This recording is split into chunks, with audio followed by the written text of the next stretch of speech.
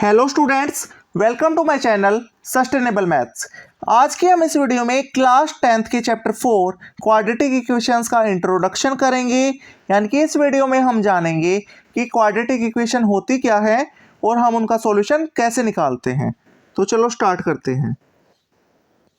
सबसे पहले हम जानते हैं कि क्वाड्रेटिक इक्वेशन होती क्या है।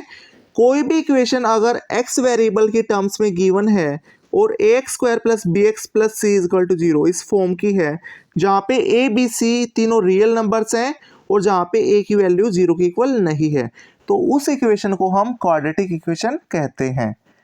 यानी कि जहाँ पे x की हाईएस्ट पावर यानी डिग्री 2 होती है, उस इक्वेशन को हम क्वाड्रेटिक इक्वेशन कहते हैं। अब नेक्स्ट है standard form of a quadratic equation. किसी भी क्वाड्रेटिक इक्वेशन की स्टैंडर्ड फॉर्म होती है ax² plus bx plus c is equal to 0। ये इसकी स्टैंडर्ड फॉर्म होती है जहाँ पे a की वैल्यू 0 के इक्वल नहीं होती। Next, root of a quadratic equation. कोई भी रियल नंबर अल्फा किसी भी क्वाड्रेटिक इक्वेशन का रूट कब कहलाएगा? जब वो उस इक्वेशन को पूरी तरह से सेटिस्फाई करे। यानी कि इस इक्वेशन में ax² plus bx plus c is equal to 0, इस इक्वेशन में अगर ये अल्फा इसको पूरी तरह से सेटिस्फाई कर रहा है, यानी कि a alpha plus b alpha plus c is equal to 0 इसको सेटिस्फाई कर रहा है, तो अल्फा उसका रूट होगा। किसी भी क्वाड्रेटिक इक्वेशन का सॉल्यूशन हम दो तरह से निकाल सकते हैं। फर्स्ट है बाय फैक्टराइजेशन और सेकंड है बाय क्वाड्रेटिक फॉर्मूला।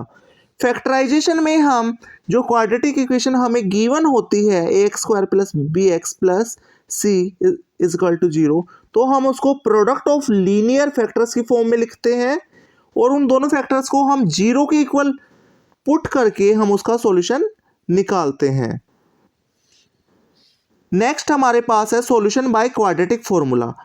इसमें हम सिंपली इस फॉर्मूले का यूज करते हुए उसका सॉल्यूशन निकालते हैं। ये फॉर्मूला है -b plus minus √b² minus 4ac upon 2a। इस फॉर्मूले में हम सिंपली वैल्यूज पुट करके हम उस क्वाड्रेटिक इक्वेशन का सॉल्यूशन फाइंड आउट करते हैं।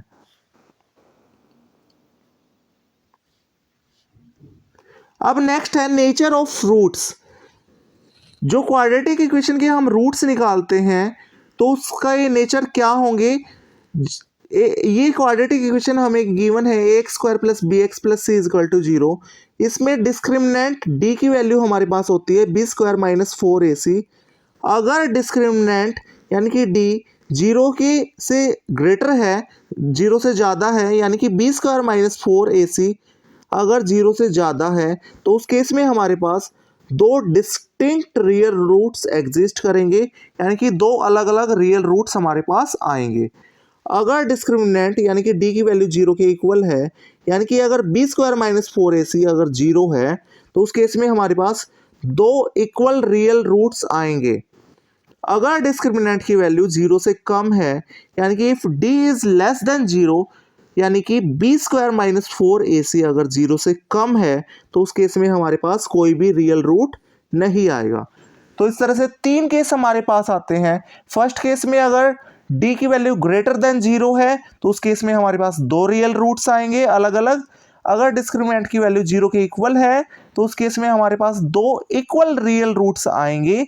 अगर डिस्क्रिमिनेंट की वैल्यू 0 से कम है, तो उस केस में हमारे पास कोई भी रियल रूट नहीं आएगा। I hope you like this video. Thank you. Have a nice day.